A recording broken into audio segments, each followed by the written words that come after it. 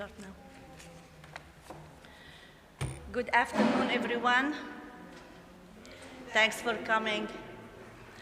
My name is Rula Kouri, and I am Palestinian Orthodox Christian. I live in Herndon, Virginia, but I was born, raised in Taiba, Palestine, a village mentioned in the Bible as Ephraim, John 11:54. It's a joy to welcome all of you who are here in person and those watching us through the live stream. Tonight, we are honored to have with us Mother Agapia, Stephenopolous, an Orthodox nun at St. Nicholas Convent in Owego, New York, and a formerly of the Convent of Mary Magdalene of the Mountain of Olives, along with Dr. Maher Massis, Gregory Khalil, and Khalil Cristofalo, sharing their observation on decades of political oppression, land theft, and target violence in the Holy Land. As Jesus said in John 16:33, I am this world, you will have trouble, but take heart, I have overcome the world. Through their insights, we will gain a deeper understanding of the challenges and realities faced by Christians in the Holy Land. Okay, but first, housekeeping notes. Please silence your cell phones during the presentation. Restrooms will be located on your left-hand side, and take a quick left as you exit the sanctuary. Then at the end of the hallway, you will find the bathrooms. After Mother Agapia's talk, Gregory Khalil will moderate a panel discussion with our three speakers for about 40 minutes, followed by a Q&A session. And you will receive a paper and pen to write your question, which we collect at the end of the panel. During the last 15 minutes of our event, Palestinian filmmaker Saed Andouni will show a trailer and discuss his forthcoming film, Echoes of Exile. We will also distribute a red commitment form. Please fill it out and drop it in the box on your way out so that this event makes a difference for Palestinians. It gives you many options of ways to support and help Palestinians living under the boot of Israeli military occupation. At 6 p.m., we will move to Mabry Room to meet and greet that will last until 6:30. We are grateful for the participation of the Churches of the Middle East Peace, Palestinian Christian Alliance for Peace, Telos, Orthodox Christian for Palestine, and Westmoreland Congregational United Church in Christ in making this event possible. I also want to thank Katie, Jane, Juliana, Megan, and Badr for their support and help setting up this event. Let's listen with openness and empathy as we learn more about the lives of the Christians in the Holy Land. Without further ado, let's hear from our beloved Mother Agapia. Mother Agapia was raised in a family with a strong tradition of serving the Greek Orthodox Church in America. During her college years at the University of Michigan, she joined a friend on a trip to the Holy Trinity Monastery in Jordanville, New York, and soon began attending services of the Russian Orthodox Church outside of Russia, Rokor. As her Orthodox faith deepened, she discerned a calling to a monastic life, and in 1991 was made a novice at a newly established estate of St. Elizabeth, the newly martyred in Jordanville, New York. After a trip to Jerusalem in May 1996, she received a blessing to join a larger and well-established convent of St. Mary Magdalene in Jerusalem.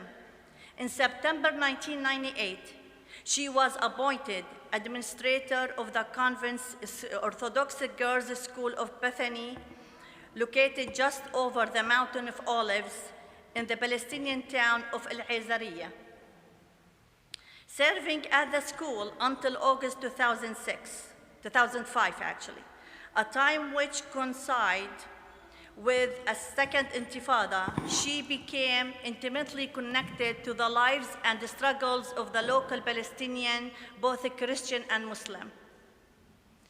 Due to upheaval in the political situation and within the church, she returned to New York in 2008, where her current community, the Convent of St. Nicholas of Myra, was established in May 2009. Her ministry at the convent has included organizing youth retreats and maintaining her ties to the Holy Land, both by organizing twice-yearly pilgrimages and by inviting young Palestinian Christians to the convent each summer to take part in social, cultural, and religious activities. The relationships developed between young Orthodox Christians in Palestine and the United States been a source of joy and encouragement. The convent recently relocated to Owego, New York, to be closer to St. Maximum, the Confessor Orthodox Church, whose members have long and faithfully supported the endeavors of the community. Please all, let's welcome Mother Agapia.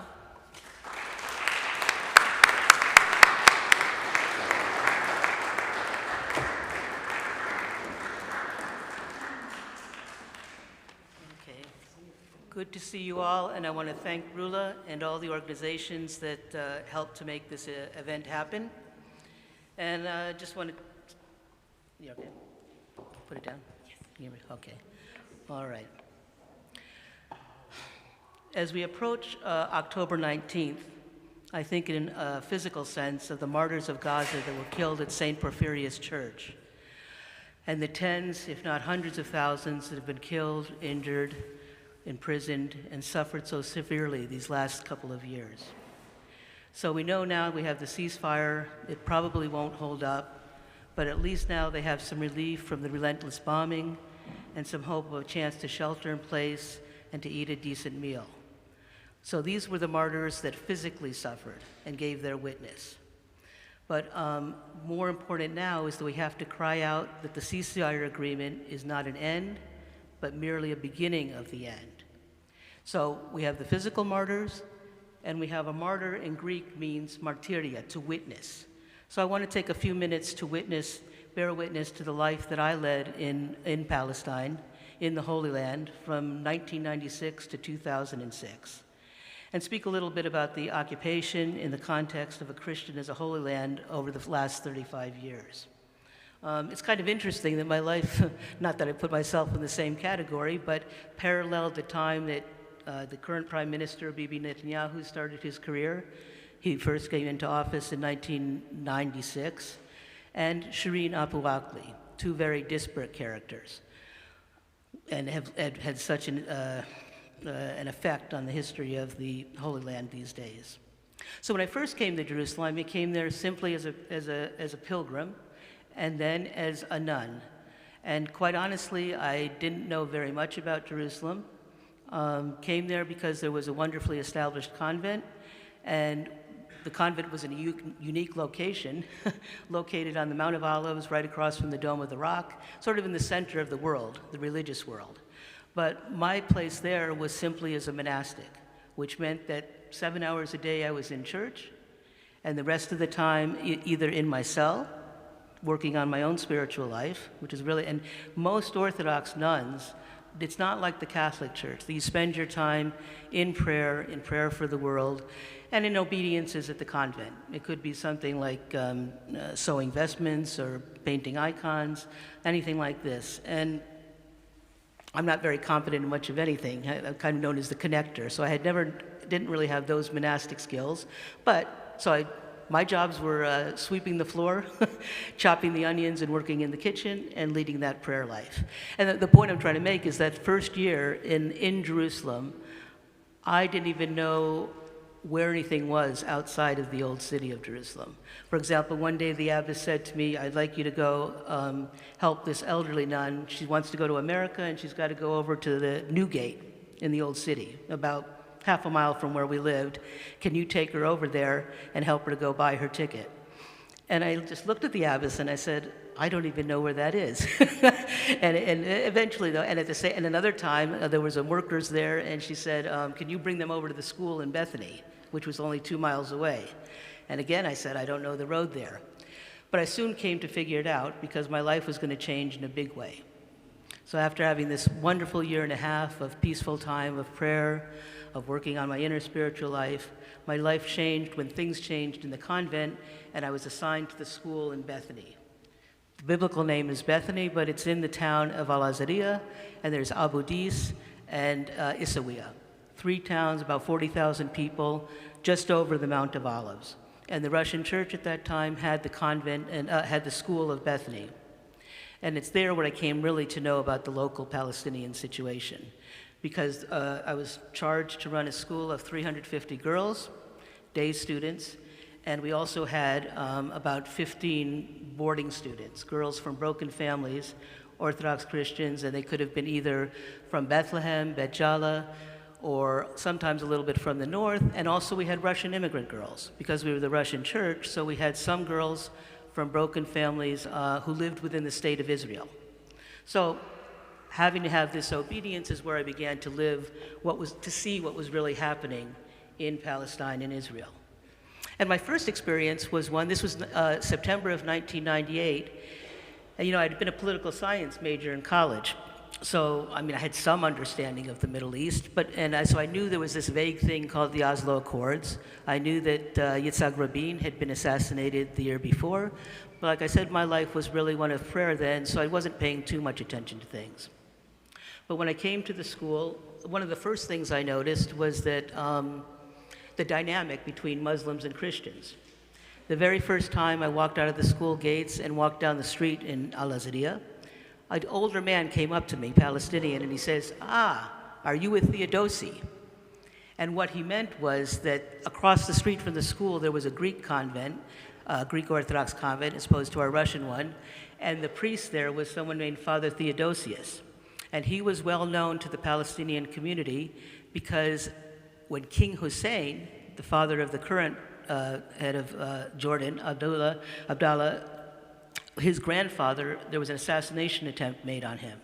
And while the entourage was going through, Father Theodosi was part of this entourage. King Hussein was 10 years old at the time, and Father Theodosi literally saved the life of King Hussein. So he was well admired in the Palestinian community. So my point, though, is that this Muslim, Palestinian older man felt very comfortable being around Christians, admired Christians, respected Christians. And that's what I found through all my time at the school as well. Our school had nearly 98% of the students were Muslim, but in every classroom we had crosses and icons. And what I found is that there was no attempt for people to try to convert you from one religion to the other. We all lived in respect with another. From some of the best conversations I had during the time, and also just like with any religion, some people are more faithful to their religion than others. And some of our teachers were very faithful, I'd say, pious Muslims, but I probably had some of the best conversations with them that I ever had during my time there, because we could speak respectfully of the differences and the commonalities between our religion. So that was my first idea of what was happening in Palestine. And at that time, like I said, we were really excited about what was going to happen with the Oslo Accords. And being a poli-sci major, one thing I thought of, we had high school students, girls, and I was really excited about the idea of teaching them or discussing with them what's a civil society and how do we govern ourselves. And I was older than them. When I was a university student, I remember taking part in demonstrations for South Africa, divestment from South Africa, and Stephen Biko. And one book that really stuck in my mind was Cry the Beloved Country by Alan Payton. And it was all about how we had to, one line that always stuck in my mind was, we have to learn how to love one another when we come through a time of hating. And I thought that really would gel with what was going on in Israel and Palestine, that I wanted to impart to the Palestinian girls that were with us that whatever they had been going through, whatever the society had been going through, how can we work to build peace between each other? Then what I found out, even though with all this hopeful peace in the air, was that there was a hint that something was wrong. I remember we had a worker from Bet Sahur, Simon, and he just said he said casually to me one day, you know, I just pray that I'm going to live long enough that my kids are raised and can go through college. His kids were like 10 to 15 years old then. During the first Intifada in the late 1980s, he's a simple laborer, a man, the most meek person you'll ever meet, just goes about his business. But during the first Intifada, he had been driving during a curfew, and he was dragged, and the soldiers stopped him, and he was taken out and beaten and put in prison for a few days. And that was one hint.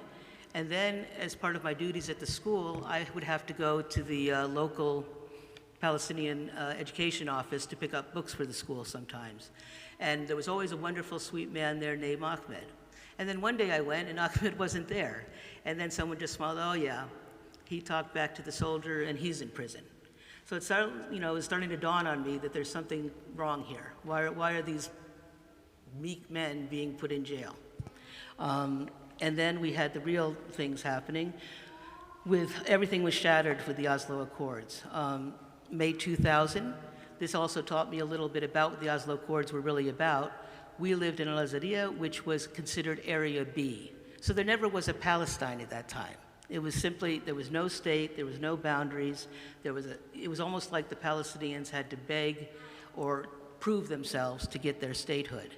So what you had instead was this weird concept of Area A, Area B, Area C, which probably most of you are familiar with varying degrees of governance for the Palestinian Authority. Where we lived was considered Area B, which means we had no police department, we had no fire department. The garbage truck was donated for the town. And just as evident, at one time we had an altercation with someone over a property issue at the school.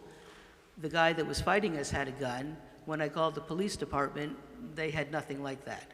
So gives you a sense of, it was hard for me to understand.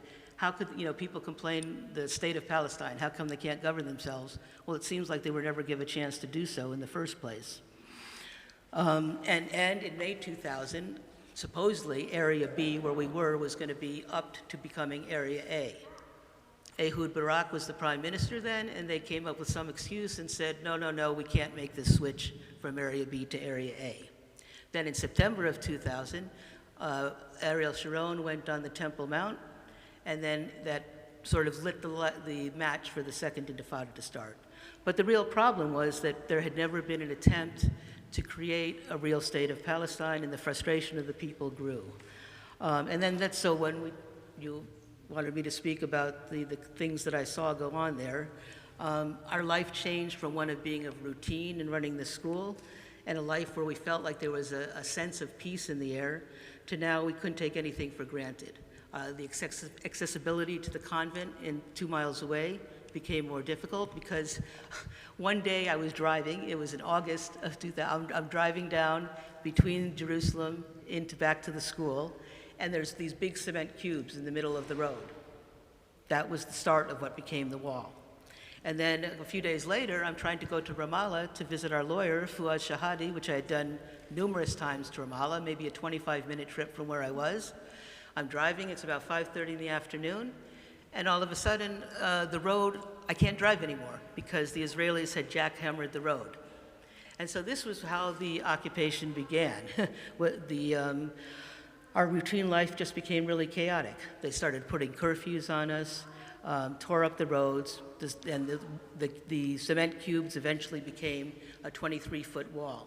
And I remember as they were building the wall, I went to the one where we were was built to separate us, Palestinian families from Palestinian families. So it really wasn't a matter of security. It was just a way of giving more land to the Israelis. I also witnessed during that time the unfettered killing by both sides. The violence increased. I remember just outside our school walls, we were on curfew, and our schoolgirls, their rooms were on the side of the street there. And all of a sudden, I look out the door, and a soldier is arguing, and there's a Palestinian man coming up to him. It turned out he was a deaf mute, and the soldier, instead of just sort of calmly trying to explain to him, get off the street, shot him in the eye. So a man that was a deaf mute ended up being blinded as well. And other kinds of incidences like that were taking place in Bethlehem with people I knew. Probably you have the case of Johnny Talgia, an altar boy who was shot right outside of Manger Square, and Christine Saada.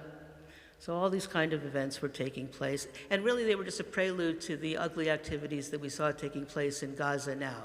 When you talk about the extreme behavior of the soldiers, the defecation of houses, stealing property there, shooting people, that was all going on during the Second Intifada as well. A lot of times we had teachers, our teachers that were from Bethlehem had to stay in the school because they weren't able to get home the 10 miles because of the checkpoints. And things were no better for the Israelis. On the Israeli side, we had students who I said, Russian background, and one of our young students, she ended up going to high school in Gilo in West Jerusalem, and one of her dearest friends was killed in a suicide bomb. And also, probably from us, we were stuck in the middle because I remember being in church one day in Gethsemane, St. Mary Magdalene on the Mount of Olives, and all of a sudden you felt the earth shake underneath you. There had been a suicide bomb not too far from us.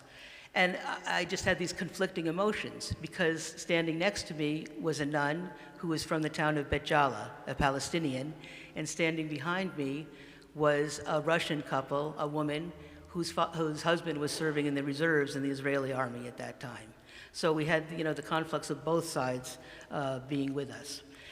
So we tried to understand, at least, what was going on. And one thing I really learned from all that time, so obviously I was no longer in that peaceful world of just being a nun living in her cell and supposedly praying for the world. But now my religious life became one of just trying to get through every day, dealing with the madness of the situation, and also trying to contain my own emotions. And this is where I learned so much from the Palestinians themselves. I remember one day, I left school and I was going to go to church service in the evening, and at that time the wall hadn't been built yet, but they had you had to jostle yourself through the traffic, through the people who were fighting to get to the checkpoint line, the vans, the cars, and I'm going through all that hassle, and I finally get to the soldier myself that's going to let me pass, and I kind of snapped at him. And at that point, a lot of times the soldiers were rude to you, and you could say it was on their side, but on this one, I thought, me as a nun, I really wasn't showing the best behavior. And I get to church, and right before I walked into the church, I got a message, a phone call, that the brother of one of our students had been shot. It was it was a year after Arafat had been killed, and there were demonstrations, and the boy was 15 years old, and he had been throwing rocks towards the wall, towards the soldiers. And I mean, a professional football player couldn't have thrown a rock enough to get to the soldiers, but they used their guns, and they shot him. He survived, but he was gravely wounded. So that struck me, because there's a Russian philosopher, and he talked one time about the growth of evil in the world. And he said, we have to look at ourselves and think, what do we do? How do we act that contributes to the evil in the world? And at that time, it's something that made me think about, how did I act toward that soldier? And did that bit of evil that I did contribute to the soldier that pulled the trigger on the next person? So in a way, this was the kind of way that I was growing in my spiritual life by learning how to deal with these circumstances. But the greatest gift for me was what I learned from the Palestinians themselves, how they kept their equanimity and their patience amid the temptations that they have to deal with every day. So often I was humbled by the long-suffering, a patient long-suffering of people, and turning of the cheek. I remember 2002, there was a young American, a friend, a Greek American, who had a temper. I knew he did. And he said, no, I want to come. He had some problems in his life.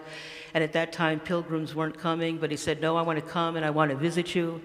And I said, all right, Bart, you can come, but you got to understand where I live and how life is here. And if you're going to stay with me at the school, we're going to have to go through checkpoints. If you want to go and visit places, you're going to deal with soldiers. You're going to deal with people attacking you. You're going to see a lot of things. I said, oh, yeah, no problem.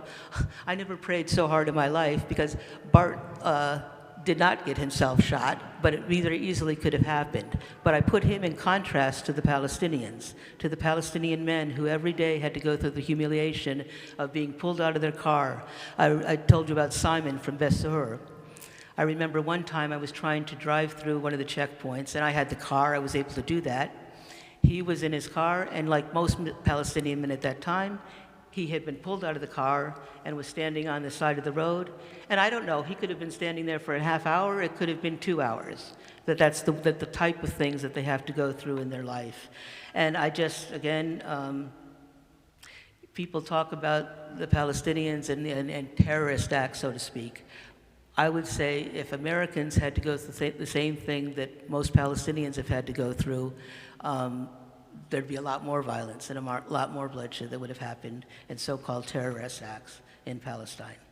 So I just bow before that smooth. And what's another thing about it is that there's almost like a joyful resistance to the suffering, right? You have the word for it, samud, resilience, struggling through things. And I remember a few instances. There was Michael, who had his car smashed during the Second Intifada. You know, the soldiers would come and through Bethlehem, and they'd almost take delight in wrecking as much as they could when they'd be there. And then I have a picture of this man sitting on top of his smashed car with a smile, and just sort of saying, I don't care what you do with us, I'm going to keep, this is my land, and I'm going to be here. And other examples like that went on. The people who had their olive trees pulled out and then tried to bring them back to another house. And so even during all this time of the occupation, there was still some positive moments, you know, when you were able to bring someone through a checkpoint and bring them to see their granddaughter, and those kind of things. Or you Palestinians have such wonderful writers and people of heart. And I've always admired Raja Shahadi, and there's one book in particular, Palestinian Walks.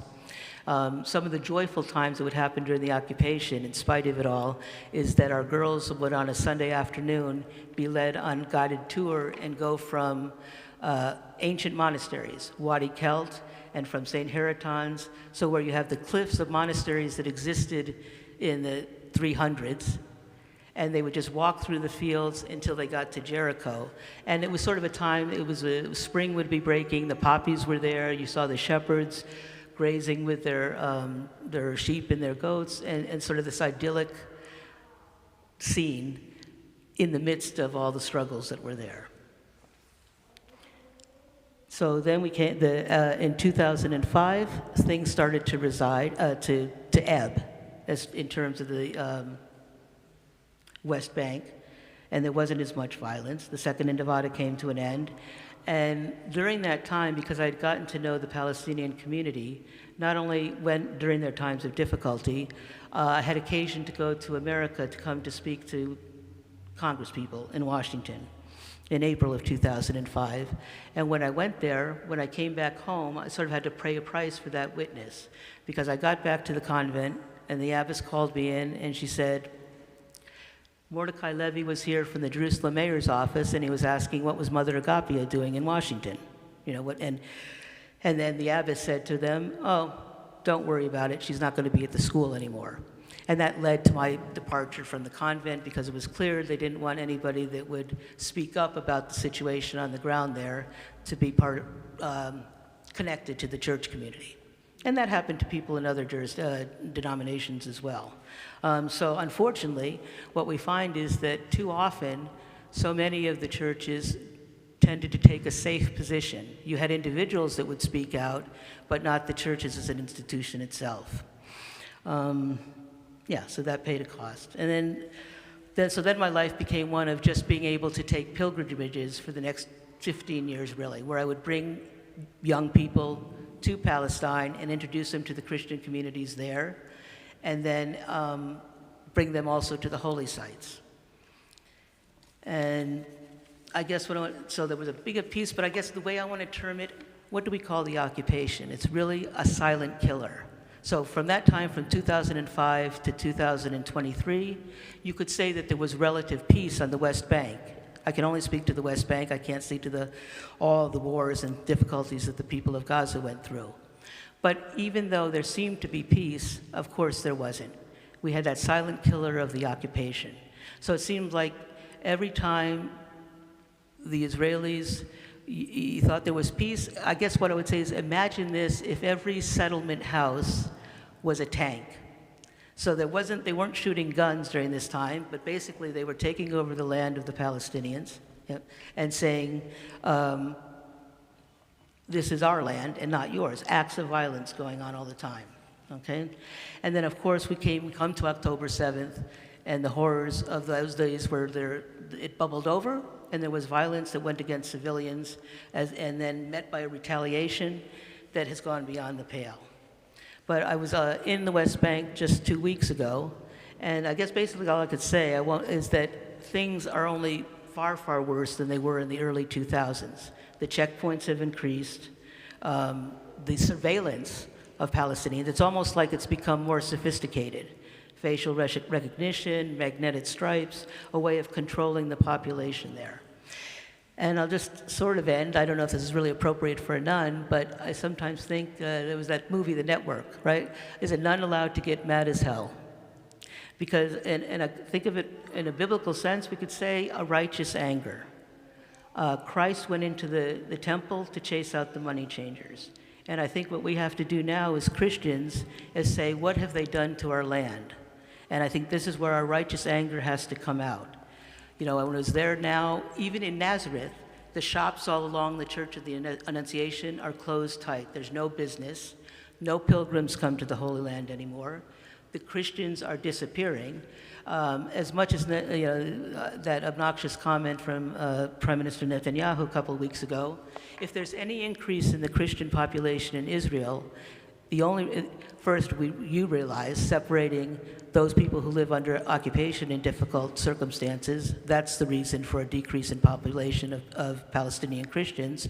But within Israel, I would say the population of Palestinians there, Christians, is probably static, stable. Where the increases come is from the Russians who are actually Christians, and that shows that's where any kind of Christian growth has been. But anyway, what I want to end with is that I don't want to see another generation go through what the people that I came to meet in the Holy Land went through. For example, when I first went there, I had teachers, young teachers, and they were having their first child. This would have been in the year 2000 or 2005. And I had young girls who are now mothers themselves. And those young girls, I remember going to them, and we'd be at their house, and in the ashtray would be full of bullet casings because they had lived through that kind of violence. And so my prayer is that we can wake up enough of the Christian community here to be able to say, we don't want to see this conflict continue, and we want to preserve our legacy so that pilgrims will come back to the Holy Land and visit the sites, and that we will protect the living stones that are there. So I hope that bring an end to the conflict, and I hope with this panel we'll find some really creative ideas and ways that we can we pray for an end to conflicts, but we want to bring an end to the occupation, and I think there's practical ways that we can do this, and we can look to the panel to be able to do that. Thank you.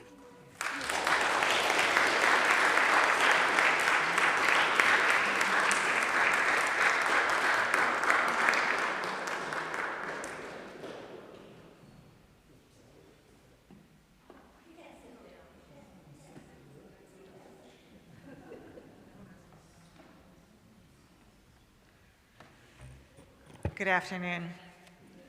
My name is Katie Akbar. I'm the founder and chair of Person to Person International, which you'll find on your forms. It has been raising funds to feed, clothe, and treat 6 families in Gaza. I'm also the founder of the Spotlight on Gaza movement, which aims to serve as a wake-up call for Christians, as Mother Agapia just called for. It's my pleasure this afternoon to introduce our panel moderator, Gregory Khalil. He is a Palestinian-American social entrepreneur and expert in conflict resolution, particularly in the Middle East.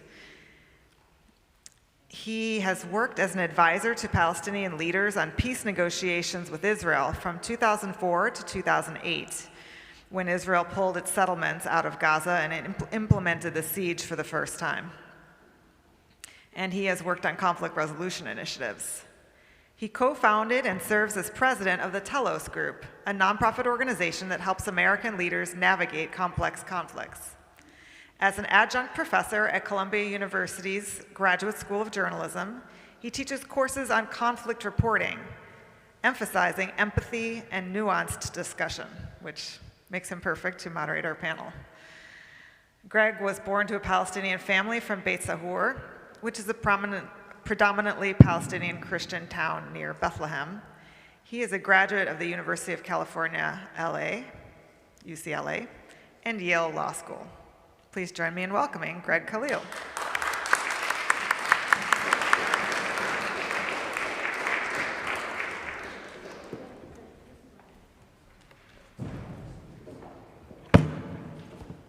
Thank you. I just want to say thanks to Rula for setting up this event. When you invited Mother Agapia and then also me, I was really honored. I think one of the stories that gets missed is the story of Palestinian Christians. And I know there are a lot of people who are allies in this audience tonight. I'm going to welcome our panelists up in a moment. But I just want to say for those who've never encountered the story of Palestinian Christians before, it's an ancient story. Jesus was born in Bethlehem, after all.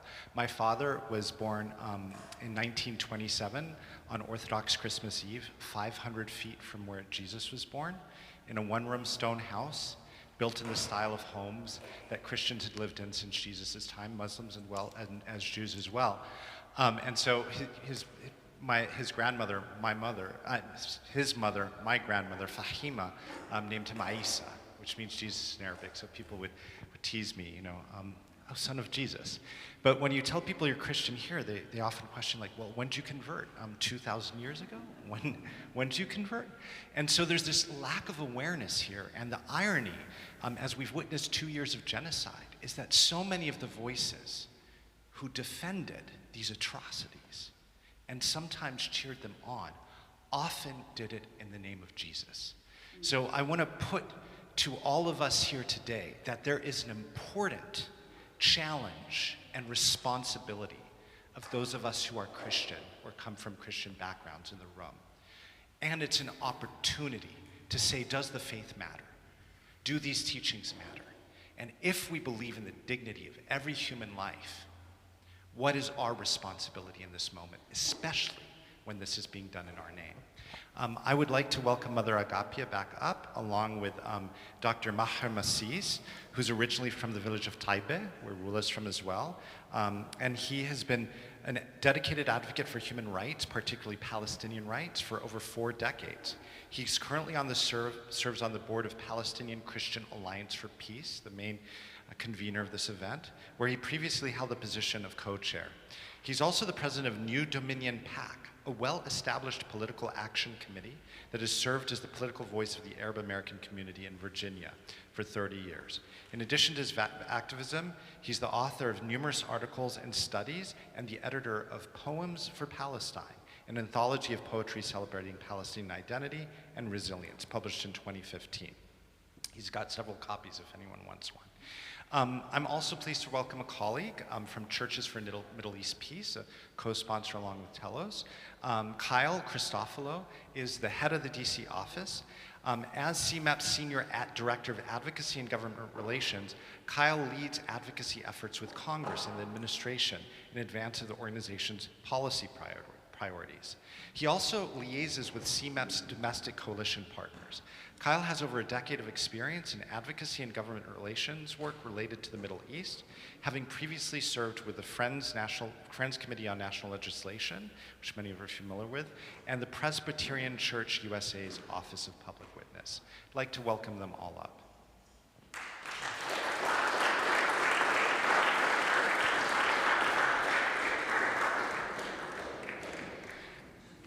So we're going to have a conversation probably about 25 minutes since we're running a little behind schedule.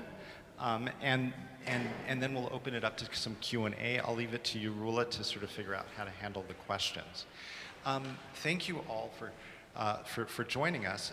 I do want to start, we're going to come back to the topic of Palestinian Christians, but something big happened in the news recently.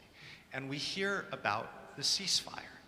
I think for many of us, myself included, this was a strange, welcome relief, excited that the bombs have stopped falling, that captives, Israeli and Palestinian, are being reunited with their families, that people who are starving might get food. There's a lot of positives here. But when we look at the details of the ceasefire, well, guess what? Israel still retains permanent control of the Gaza Strip. No Palestinians were consulted in its consultation. There's no mention of the West Bank whatsoever with the burgeoning settlements there. There's no path to Palestinian statehood or equality. Israeli troops control 50% of the territory. You can go on and on down the list, and there's not even a mention of accountability for war crimes, including genocide, whether for Israelis or internationals or Palestinians. So I'd really like to start with you, Maher, as a Palestinian Christian on our panel. You know, you might have some reactions to what Mother Agapia said, but I'd really want to understand sort of how are you reacting to the news of the ceasefire and Palestinian Christians responding in particular? I know, for example, Taipei has been a target of frequent settler attacks that have garnered a little attention, but some of those happened even after the ceasefire. So what does the ceasefire mean for Palestinian Christians right now? Thank you very much. I don't really see it as a ceasefire. It's a pause of genocide, because a ceasefire, the implication with that is that there's some degree of symmetry between two forces that are in conflict, and a stalemate occurs, and then therefore there's a ceasefire. This is not a symmetrical conflict. This is a genocide. It's a mass slaughter, bombardment, destruction of Gaza, and there's a systematic ethnic cleansing that's also occurring in the West Bank. So it's a pause, and under these circumstances, a pause is better than nothing.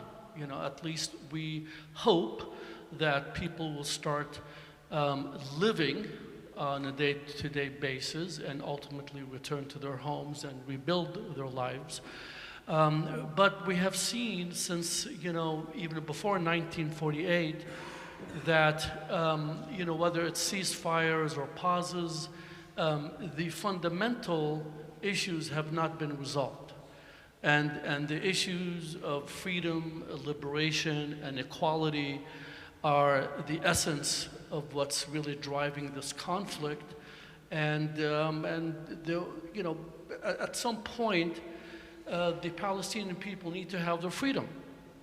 And under the current Israeli government, I don't see how we are moving forward to a final peace. As a Palestinian Christian, we have to cling on to hope and faith. Our Christian faith, you know, mandates that we don't lose hope.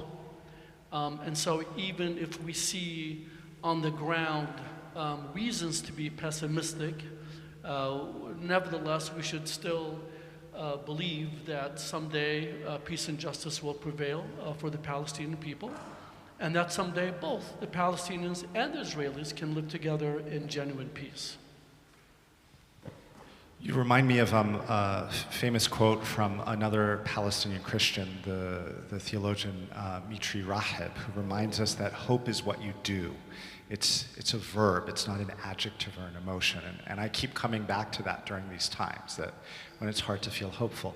But I want to transition to Kyle here in a second, because You know, I have had a similar reaction. I actually worked on the Gaza disengagement when Israel pulled its troops out of Gaza in 2005. I was there, and that was just a reformulation of occupation, apartheid, and ethnic cleansing. It was not a momentous step to peace, and in fact, back in 2005, 2006, 2007, 2008, everything that you saw happen in Gaza today was predicted. But it presented a challenge at the time because, hey, Israel was removing these settlements from the Gaza Strip, right? This is an extraordinary historic opportunity for peace. It's a similar challenge. You work on the Hill, and ultimately, American politics have driven this, what some call a conflict, what others call settler colonialism, genocide, whatever the terminology we want to use, this sort of relationship in support of Israeli policy on the ground all of these decades. And you've got an opportunity like this, which is an opening by any measure. So what does this mean for your work on the Hill? You've got to be hopeful, and yet at the same time, when you look at the brass tacks, we're not necessarily heading in a different direction than where we were before this started. Yeah, thank you. I think that's the tension that we've had to deal with before this week, but especially this week. You know, I happened to be on the Hill earlier this week with a delegation of Palestinian Americans who have families in Gaza, and we planned this before we knew that there would be this, what we hope is lasting, but at least a temporary reprieve. And we had trouble getting meetings. You know, of course, the shutdown is happening. We were able to have a full schedule, but I think for at least some congressional offices, the mindset now is, well, we have other things we have to focus on now. You have your ceasefire, so we can move on to the next issue at hand. And so right now, what we need to do is to point out this is not, as Mother Agapia said, this is not the end, right? This is hopefully the beginning of the end of moving toward a just and peaceful resolution. But look, yes, again, we're grateful that bombs are stopping, at least temporarily, but when most of you know this intimately, right, the need is so significant for humanitarian assistance. So Rafah, the crossing needs to be opening. We need to be able to get, a ton of humanitarian assistance in. We need trucks that are full, not just trucks entering, but trucks that are full of actual materials that can be used, right? That can be giving food and medication to the people who have been suffering for so long. So, you know, there's this, another sort of response to hearing Mother speak. There was a prevalent sort of thought from both Democrats and Republicans on the Hill that we heard a lot over the past 2 years. Well, there was a ceasefire on October 6th. And that shows that there's still so much work that needs to be done to educate congressional offices on the history that Mother Agapia talked about, of the need to ensure that there's policy coming from the US government that will move toward justice and peace and wholeness for all people. And so right now, you know, we're redoubling our efforts. We're saying now is not just a time for the bombs to end, but it's also a time for the US to stop supplying those bombs. So there is legislation that's active in the House of Representatives that's trying to seek to end the transfer of certain weapons. There's legislation that's trying to get UNRWA funding restored. There's legislation that's trying to, on the West Bank side, get sanctions on violent Israeli settlers. And so now is an opportunity, while there is still a tension, to not let them divert to other things, but to say, these are the steps you need to take to ensure that this ceasefire actually moves from phase 1 to phase 2. I was in Jerusalem in January of this year, where we had, you know, another temporary ceasefire. It didn't make it from phase 1 to phase 2, and that's because there was no real push to keep Israel accountable to the tenets of that ceasefire. And so we really need Congress to not let its eye away from this right now and to push to make sure that this ceasefire stands. We're going to come back as we circle back to action points. I do want to hold one thing, because we could talk about this for the next hour. I think, at least in my estimation, part of the reason why we got the ceasefire is the political calculus changed. I mean, Mother Agapia and Tucker Carlson, for example, you know, there's been so much movement. And for so many of us in this room, it's 2 years too late. It's 2 decades too late, right? Nothing can redeem the horrors that we can't even use words to describe that Gazans are still experiencing today. But the reality means, from a political perspective, is the protests in the street around the world were changing the geopolitical calculus, just as the fracturing here at home. And one of the things I think we need to remind our fellow Americans about is that our voice does matter. It has agency. And for those of us who believe in the dignity of every human life, whether Palestinian, Israeli, whatever religion, this is our time to continue to speak up and to double down on these historic shifts.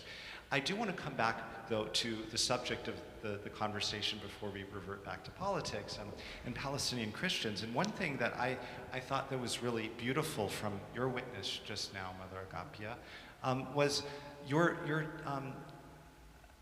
stories about the relationships between the Christian and the Muslim community and your relationship with Muslims.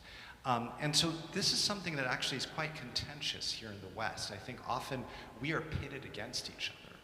Palestinian Christians are sometimes called Christian Arabs, and as if we're not Palestinian. And I just wanted to get a little bit more reflection from you and what you witnessed in that regard. Thank you, Greg. Yeah, I think the main thing that I gained from the time there is that, like I said, Palestinians or Christians and Muslims were suffering the same way under the occupation, and that they could live together and have a respect for one another. And I think the most powerful thing that has to be done now is to change the narrative that we have in America. You know, I think that's, rather than discussing how Muslims and Christians get along in Palestine, it's really just to say they are not jihadists. They are not out to kill Israelis or to be a threat to America. That the Muslims I know are simply people that want to live in peace and have a respect for their Christian brothers and sisters. And we really have to hammer down and make that message clear to people in America. And that the Holy Land, it's something of a special place for Christians, right? It's where Jesus Christ came from. That is so important to us, but it also holds a place for Muslims. And I think what you see from both is a respect for the holy sites of each. And I think from that we can understand that there isn't a conflict, and that we have to look towards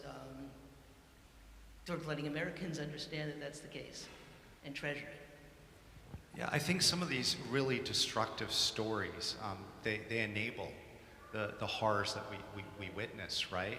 And I think interestingly in that, like, one of the stories that we often tell about Palestinians or any group that we marginalize is there's just like one right and one wrong story. The reality in Palestinian society is that there are many different opinions among Palestinian Christians as well. And so sometimes there's tension. Guess what? There's tension among Americans. But I want to come back to Maher here with the Palestinian Christian story, because I find that it's often an entry point to conversations around Palestine that otherwise could not be had. And I think there's a sensitivity around that, because it's, you know, the reality is that many people in America unfortunately cast Muslims as somehow less human to begin with, and they lump Palestinians with Muslims, and so, oh, you're Christian, they're willing to listen. But if what we're trying to do is get more people to listen so that they see that we're all human beings, then there's an opportunity here with our story. Yeah, absolutely. And, you know, this is why we have Palestinian Christian Alliance for Peace, a group of Palestinian Christians nationwide that visit churches and, you know, publish articles, even in evangelical newspapers, to try to educate the American Christian community that there is a Palestinian Christian presence, and that our experience, our collective experience, is not different from our Palestinian Muslim brothers and sisters.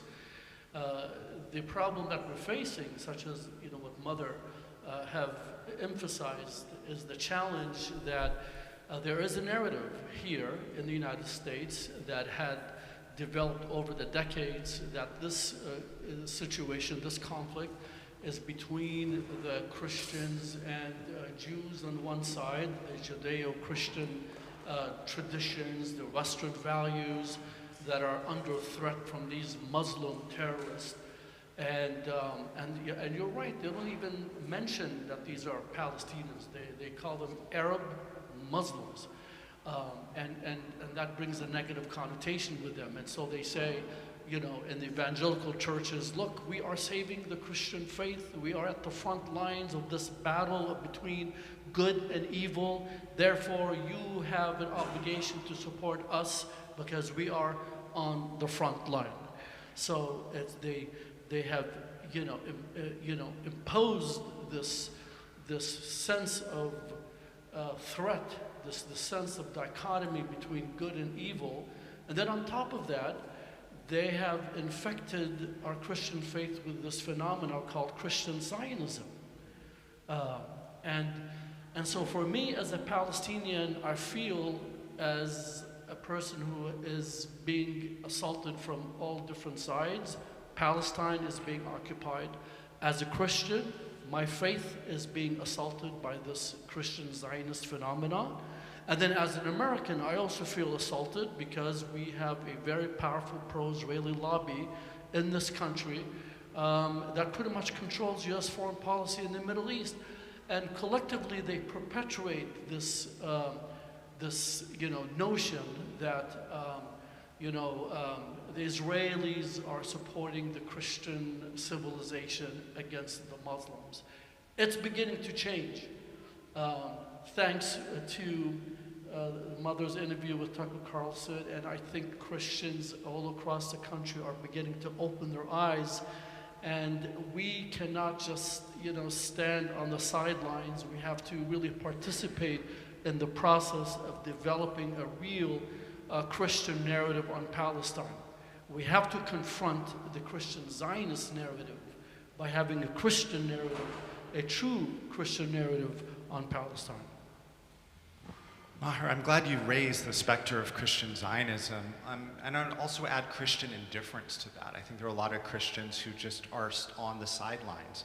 I want to bring Khalil back in here because Christian Zionism is something that a lot of Americans aren't, a lot of Christians aren't even aware of, but many are very motivated. And when people are learning about Israel-Palestine, there's like a lot of tropes and myths we hear, like for example, oh, they've been fighting for thousands of years, rather than, oh, this is just about 120, 30 years old, right? And one of the other things is that they don't understand that Christian Zionism predates actual Jewish political Zionism, and that so many of the historical figures like Lord Balfour were Christian Zionists, and Sykes, and Trump, when he moved the embassy from the U.S. Embassy from Tel Aviv to Jerusalem, said he did it for the evangelicals. So Christian Zionism is a real massive force in shaping U.S. foreign policy. You represent Churches for Middle East Peace, many Christians. Tell us how you deal with Christian Zionism, because you're obviously not a Christian Zionist organization. Yeah, and I will say some of my colleagues that come from the more evangelical perspective lead our work in that effort, so I'm a little bit of an outsider, but I think it's similar to what Maher was saying about what the great work that PCAP does. Similarly, Churches for Middle East Peace runs regular outreach programs where we're speaking at churches where things have shifted because of COVID and then all that has been happening the past 2 years, but we regularly bring Palestinian Christians, Muslims, and Israeli peacemakers to the US to speak at churches, and we are intentional about going into places where we're not just preaching to the choir. And so you see a light bulb go off when you go into churches, and you made this joke earlier, right? Where they ask, legitimately, when did your family convert? And they start to hear the stories where Palestinian Christians say, well, no, I live in peace with my Muslim neighbor. The problem right now is the occupation. And that starts to, I think a lot of what you were getting at, Greg, is that for many in the pews, the Christian Zionism is just what they've been taught. They haven't really thought critically about it, right? It's just, we were told God blesses those who bless Israel, so that's what we do, right? And so when they start to meet Palestinian Christians, and we don't want that to be the only part, right? We don't want to have, this idea that only Christians in Palestine matter. But when they start to meet those that are like them, at least in the faith perspective, that opens up the pathway. And so we've seen over the years, and it's changing rapidly, if you look at polls of young evangelicals, and I know that Telos works in this space as well, that their views on the conflict are shifting. Over the past 2 years, polling of Americans and their perspective of Israel's overreaction is often how the polls will, the language of the polls. Even among Republicans, we're seeing, agreement that they believe Israel has overreacted, quote unquote, in its war in Gaza. And so we're starting to see that. Tucker Carlson not only interviewed Mother, but also Munther Isaac.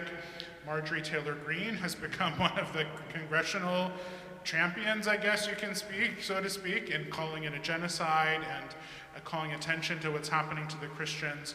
So I think we're starting to see those shifts.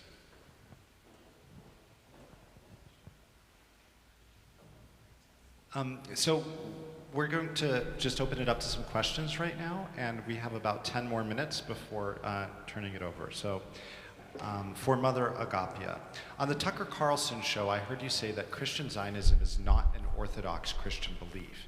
Yet I've read the Bible, and it does say God gave the land to the nation of Israel. How do you respond to this theologically? I mean, I'm not a theologian, but a pretty simple answer to that is that as Orthodox Christians, when we refer to Israel, the new Israel, Jesus Christ came and say that I am the new, the church of the New Testament is the new Israel. So when we talk about in the Old Testament, that Israel is the Israel of the church of the New Testament. It's really as simple as that. There are a lot of resources for the person who asked the question regarding Christian Zionism. I would refer you, you can check out, I'm sure, CMEP's website, also Telos's website.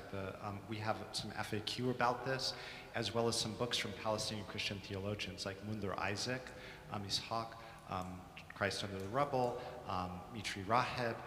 Also, I would highly recommend for those who are new to the issue and want to just learn a different perspective, maybe you won't agree with it, but from a theological viewpoint, I would recommend Elias Shakur's Blood Brothers. He was the Archbishop of Galilee, so he's Palestinian, Israeli, Christian. And he has a remarkable personal story that I think will draw you closer to your faith through the prism of the Beatitudes. So here's another question, I'll put it to the panelists. What are some arguments that we can use to counter Christian Zionists?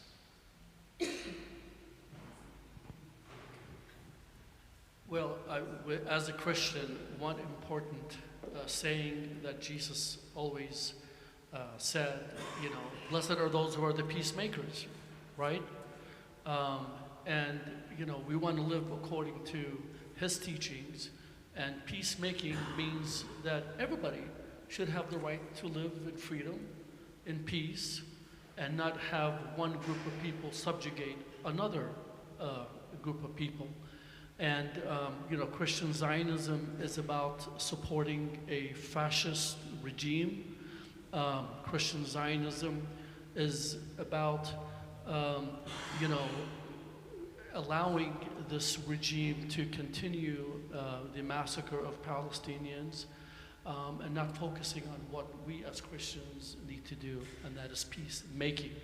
And I want to emphasize that he said peacemaking, so it's a call to action that as Christians we cannot just sit on the sidelines and see an injustice happening in the world. As Christians, we are called upon to take action for the preservation of peace and justice. I'll just add on the resource, because I'm not as in, I do the policy side of things, but I would also, for the person who asked this or for others who are engaging this within their communities, the Network for Evangelicals in the Middle East is another resource group that NIMI, that you can check their website for some of the responses there. I'd also commend to your attention a recent conference that happened in the outskirts of Chicago that I know Telos was involved in, CMEP and NIMI were involved in, a church at the Crossroads, which had, I think, over 500 participants, both in person and virtually, and there's a declaration that came out of that as well that has some good wording and resources. So, and they have a website, and they plan to make this not necessarily an annual event, but a regular event. So those are some additional resources. Well, just one thing. I mean, I'm not a theologian, and so to the specific question of the new Israel, I can only say a little bit that we recognize the church as that, but also it becomes then a confrontation over the Christianity that you believe or not. And one aspect of Christian Zionism is that we restore this 1,000-year kingdom, right? We have a kingdom. Well, the reality of those first Christians that live in Palestine now, in the Holy Land, is the belief that was considered to be a heresy, and that's just simple a fact. So how do you deal with that? To explain to people, maybe explore your understanding of Christianity and recognize that it doesn't fall into the same understanding as those Christians that are living in the Holy Land. Yeah, drawing on that, because I've done a lot of work with evangelicals over many years and many Christian Zionists, and I think the reality for many Christian Zionists, not from a theological perspective, but from a human perspective, is that when most people are given an opportunity to hold what they think they believe in relation to reality, the consequences of their beliefs, that can cause a dilemma, an internal dilemma. And so I know that getting Christian Zionists on the ground, introducing them to Palestinian Christians and Muslims and Israelis, and having them see a reality that's not just sort of this, is fundamental. And this happens for so many of us when we are introduced to something that we thought we knew and we realize, oh, we didn't see it. And it's deeply implicating when it's our actions in our communities and our money that is contributing to something that is unjust. My co-founder at Telos, Todd Deathridge, was a Christian Zionist until he came out and saw, and he said very light, he hadn't really given it much thought, but then he felt like, well, I have to dedicate my life and my energy to this. So to the person who asked that question, I don't think we have great talking point responses to you, which we should have, but none of us are theologians from a theological perspective. But I would ask you this: for decades, Palestinian Christians have been calling out, will you listen to us? Does our witness matter? We've been here since the beginning. You would not have your faith were it not for Palestinian Christians passing the word down from mother to daughter, father to son, generation after generation, occupation after occupation. Can you at least listen to their story? That's the ask today. For Mother Agapia, we're going to have two more questions, one for you and then one for the panel, and then I know we need to transition Rula to your program. Mother Agapia, I think some of us are curious. What has the response been like for you since being on Tucker Carlson? How do you name that conversion? I'm sorry, trouble reading the writing. How do you feel that conversation has moved the needle, if at all? Don't want to blow my own horn, and I'm just a simple nun, but I'll just tell you, I was just in Istanbul, Jordan, and Palestine, a little bit in the state of Israel as well, and I feel a little bit like my brother does now, or I don't know, does a nun become a rock star? At least 6 or 7 times a day.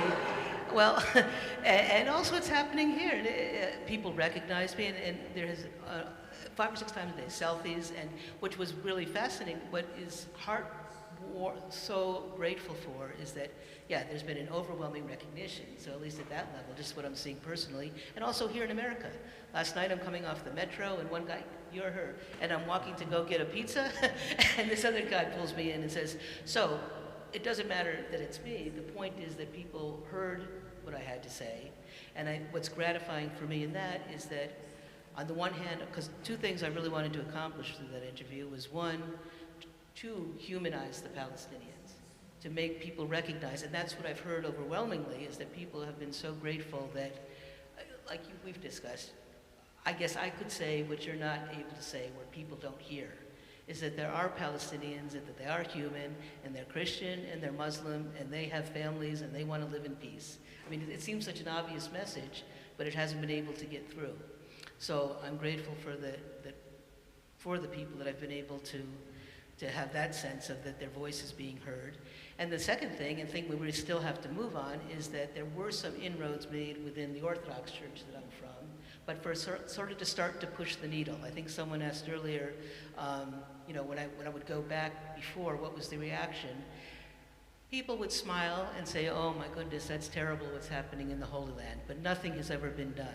So my hope is that now there's certainly been at least talk at sort of the more official levels that we have to do something, and we have to recognize that that our Holy Land is in danger, our sites are in danger, and our brothers and sisters are in danger, and that we're responsible here in America to try to take some steps to help them.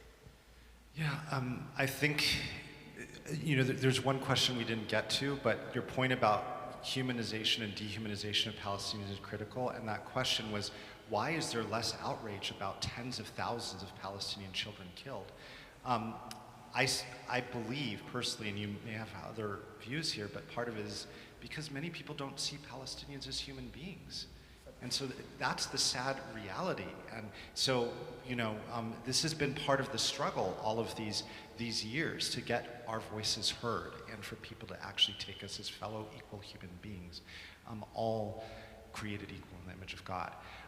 So last question just for the panelists. Maher, you mentioned earlier talking about this time when what you're working for ultimately is the dignity of everyone in Palestine, Israel. One, you know, we're not even talking one state, two state of political arrangement now. And I think that's what all of us yearn for, is that for everyone to know safety, dignity, freedom, equality, and justice. But we're living in extremely fraught times during the, you know, either a pause in a genocide or an act of genocide. We've got to be active. We have to show up. Some people have done extraordinary things. We've seen the recent Gaza Samud flotilla, for example, and many people have done other things which are important too. They speak up, they ask questions, they protest, they have that conversation with their pastor, with their friend. What do people need to be doing today to ensure that this is not just a pause, but an opening for us to work towards that different reality that you spoke of earlier? I'll give you the last word. Well, I think on the red sheet, there's a commitment from what Mother is asking us to do, and that's exactly what we need to do. Several years ago, you know, I'm also leading a political action committee in Virginia. Several years ago, I was sitting with Senator Kaine and with, you know, a number of colleagues, and we were talking about various issues. And then as, you know, I was walking out of the office, his chief of staff came up to me and told me, your problem is not AIPAC, it's Christians United for Israel, CUFI. This is an organization that has millions of followers, millions of members, and they are very focused on lobbying Congress. They call them all the time, they visit them, they email them. They have chapters all over the country. They visit their elected officials in districts and their churches. They raise money. You know, we live in a political system that requires us to participate in it. We can complain all we want. Nothing's going to change unless we participate in this political system. We can criticize it because of the, you know, role of money in politics, but this is the reality right now. And, you know, when I do fundraisers for candidates, maybe I can raise $40,000, $50,000 to a candidate. The other side, they raise $1 million. So, you know, that candidate is going to listen to the $1 million and not listen to my $50,000. So, and so one way to compensate for the lack of money, because the pro-Israeli lobby, they literally have billionaires. And just one quick point when you mentioned about, you know, doing it for the evangelicals. I don't know if you all heard the speech that, you know, President Trump did in the Knesset recently. He publicly said that I moved the embassy to Jerusalem because of Adelson. Miriam Adelson. She gave him $100 million. And so this is really the reality that we're living in, is that when you have a well-organized, well-focused, well-financed group, they're going to control the foreign policy, making process. So as Christians, as all Americans, we really need to start lobbying on members of Congress and participate as much as we can. Yeah, I will leave us with, so earlier we heard one quote from Mitri Raheb. One that sticks with me is sort of despair is the luxury of the privileged, right? And so one thing that we can't be is in despair, right? We have to find ways to act. The second thing that inspires me is there's a paraphrase from a prayer that was said at the funeral of Archbishop Oscar Romero, who was a Salvadorian archbishop who was assassinated for his standing in solidarity and against the oppression of the Salvadorian people at the time. And there's a line in this prayer that says, we cannot do everything, and there's a sense of liberation in that, because it allows us to do one thing and to do it well. And so I would encourage you to find that one thing that you can do. My job is around political advocacy, so I'm going to say, hopefully that's calling your members of Congress. You know, like I said before, there's active legislation right now. HR 2411 is the UNRWA Restoration Act in the House, or S 898 in the Senate. Both of those are under restoration. There's also the Block the Bombs bill, HR 3565. If your member of Congress already supports that, find 5 people in your family or church or community who maybe live in different areas and ask them to call. So find that one thing that you can do. Political advocacy is one of them. You know, there's more there.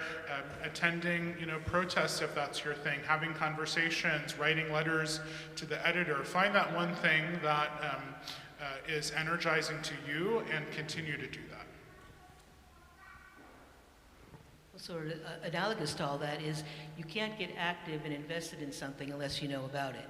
So obviously you here today, most of you have probably heard the message before, and so I think it's really a matter of education and letting people understand how important the Christian presence is, how important the issue is, and when you begin to educate yourself, then you should be invested in it, and then you can go and knock on those doors and tell the politicians we want to change. I'm seeing it in the districts that I live in. Democrats who get lots of money from AIPAC, but they're also from hearing, because little by little, whether it's from the interview or all the actions that these groups are taking, the word is getting out there that things are not right in Israel and Palestine. On the one side, on the more conservative side, you have it, why are we spending our money on this? And on the other side, you have the justice issue and the issue as a Christian. We care about this, and Congress people, no matter how much money you get, we want you to do the right thing on this issue. So educate and then act. I want to thank you all for coming. I want to mention one action point and a quick thank you, and then transfer back to Rula, 90 seconds. One campaign that we're participating in this Christmas is called Red Candle, and Light for Palestine. And it's hoping to center Palestine in peacemaking during the Advent season. You can go on Instagram, Red Candle Palestine. It hasn't publicly launched yet, but there'll be a candle lit November 29th in Bethlehem, a red candle, and the light will pass to other candles and throughout Palestine and unto the world. This tiny spark in a hope of darkness, trying to center this idea of peacemaking and to spread awareness among Christians. And Mother Agapia will be involved in that. And I want to say thank you, and remember that before change happens, it seems impossible. That's how it's always been. That's how it always will be. And so our duty right now, if we truly take the value of every human life seriously, is we have to stand up and act. It's our money, it's our politics, it's our theology that is being used to support something that is horrific for Palestinians and ultimately terrible for every Palestinian and Israeli. Another way is possible if we choose to rise to this moment. So thank you so much, Rula, for giving us this opportunity, and thank you, Mother Agapia.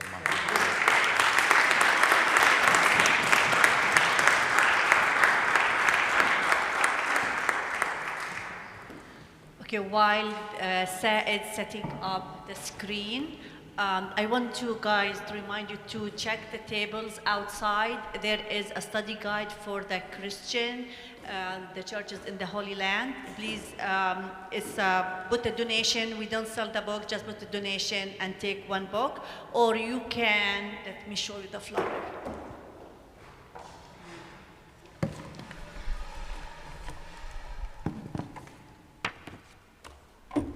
Or you can pick up this flyer, there a QR code here, you can scan it and you can do a study guide in your churches. This is the flyer outside, and ready, are you ready? Said ready? Okay. Second, okay.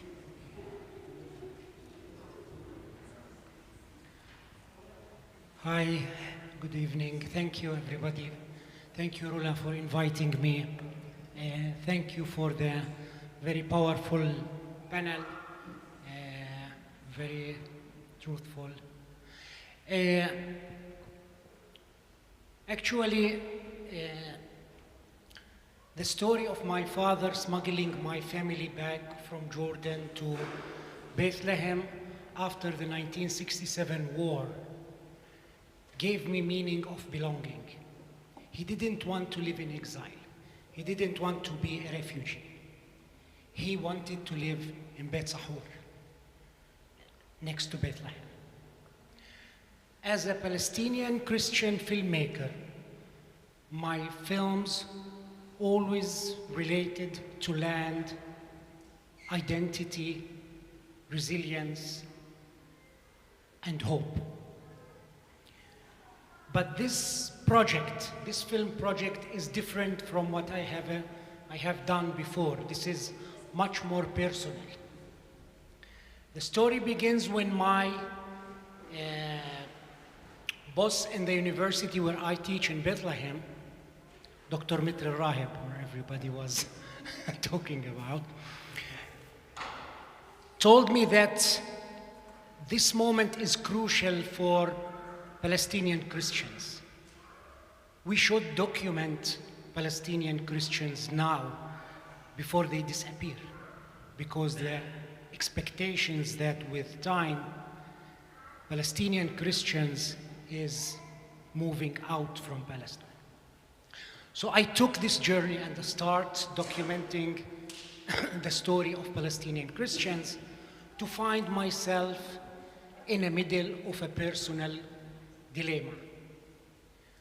My daughter's immigration papers needs to be processed now, because if she turns 21, then she will never be able to have this option.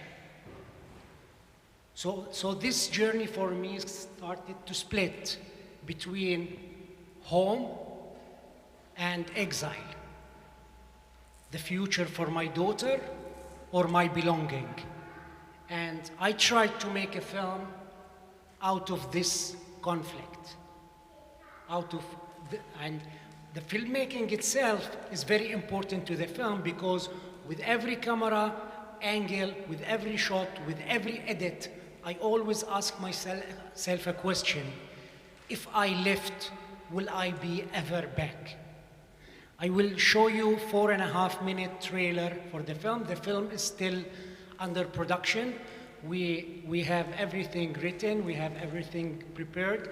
We filmed some material for the trailer, but the intention is to start filming at the end of this year and to continue to be finalized by next year. Thank you very much.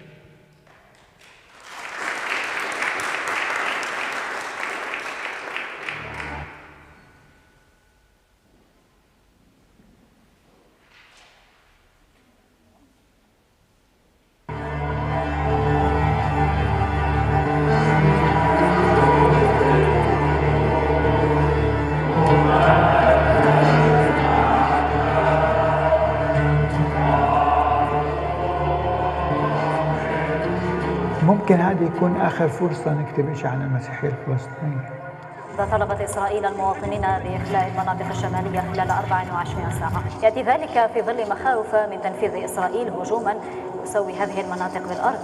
حملة تهجير تمنع المواطنين من العودة إلى بيوتهم على غرار ما عايشه الفلسطينيون سابقا.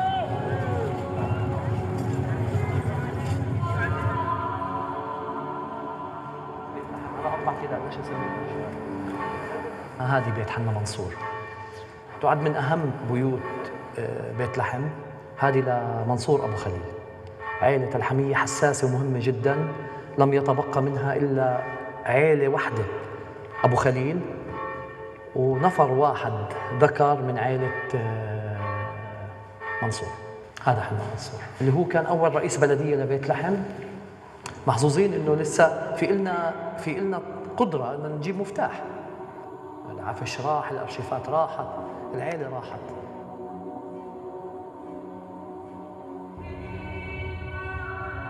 سلام. ممكن يقعد طلبها سنتين، ممكن يقعد 3 سنين، ممكن يقعد سنة.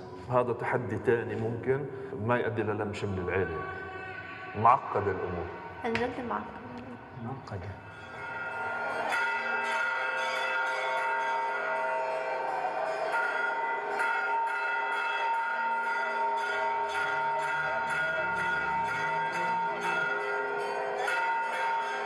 بسوي فيلم. ما أنا شايفك بتصور. في نفس الوقت اللي قاعد بسوي فيه في ربع الفيلم وبنظر على الناس في قصة. ما هذا اللي بدي أسأله، بدهم واحد يسوي فيلم عن هجرة المسيحيين، واحد يجروا على باب الطيارة يعني؟ الله وكيلك. بالعربي هذه عيلة مع الأسف الصامدين فيها هم غادة وغسان. صحة غادة وغسان. في إجريهم في الطيارة. لا مبسوطة. شو؟ طيب سكي ما زبطت؟ شو؟ ليش؟ شو قالوا لك؟ طيب خلص اتس اوكي. خلص ما تبكي، خلص نروح؟ خلص بدنا نروح.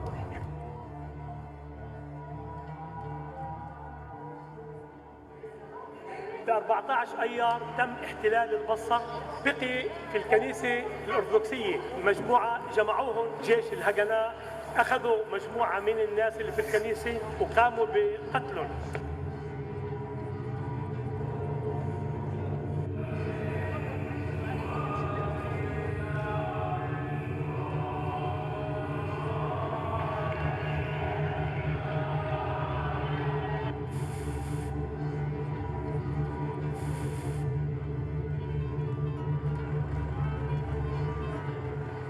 بدك تروح زي ما بيقولوا الناس، بتمنى لك التوفيق. لا يمكن اتمنى لك اشي سيء، بس ما بعطيك البركه تبعتي.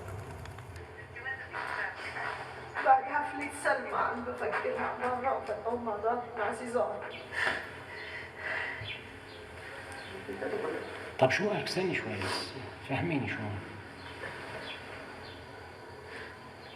الشغلة شو عندك وما بدي اسأل. كنت بحاول تجهز حالي مش مستوعبة.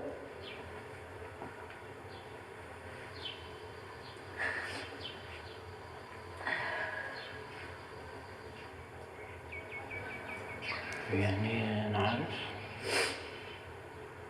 يعني أنت ما عندكش هذا الشعور؟ عندي، لا عندي، ليش ما عندي؟ طيب. نشير مشاهدينا إلى الأخبار العاجلة المتعلقة بهذا الاستهداف الإسرائيلي من مسيرة لدير اللاتين أو كنيسة دير اللاتين. مراسل يتحدث عن إصابة راعي طائفة دير اللاتين جراء هذا الاستهداف الإسرائيلي للكنيسة في مدينة غزة.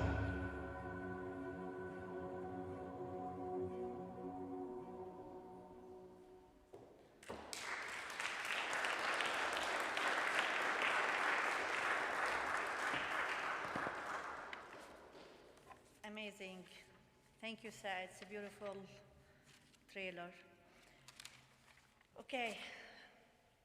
As we conclude tonight's event, what life is really like for a Christian in the Holy Land, I would like to extend my heartfelt gratitude to Mother Agapia for her powerful testimony about what she's witnessed in the Holy Land. Your words have shed light on the challenges faced by the Christian in the region, and be grateful for your courage in being a voice for the voiceless.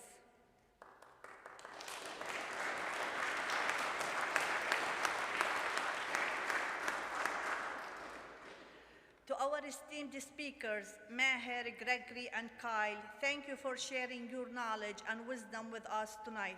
Your insights have sparked the light and enriched our understandings of the atrocities in the Holy Land, Palestine.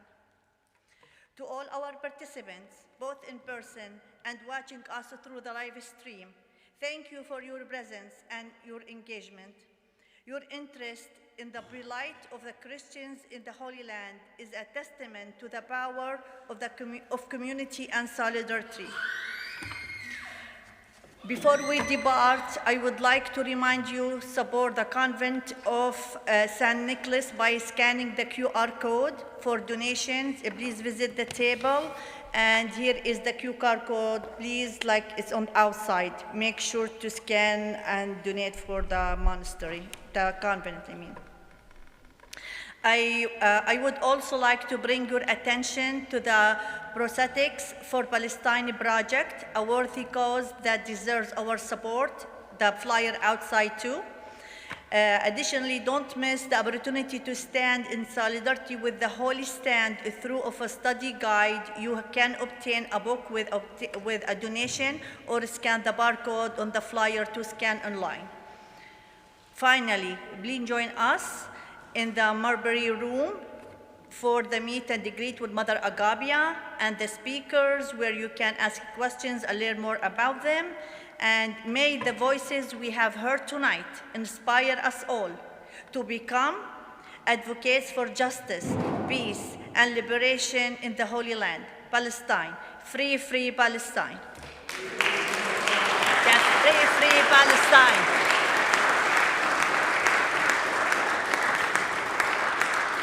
Thank you all. Just go on the right at the end of the hallway. You will see we have a reception for you guys. Food to eat, of course.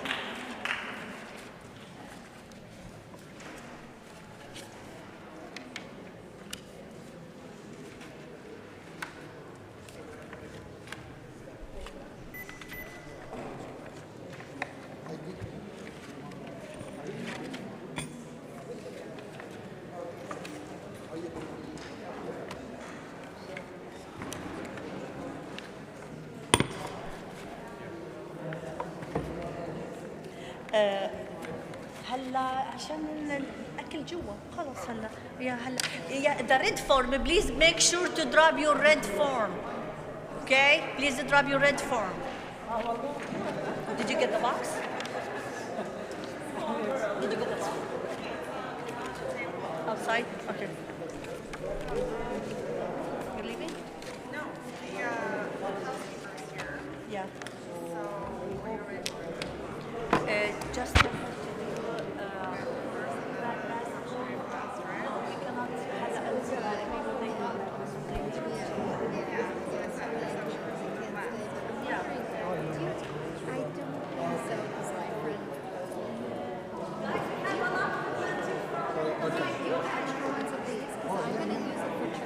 Oh, yeah, I do.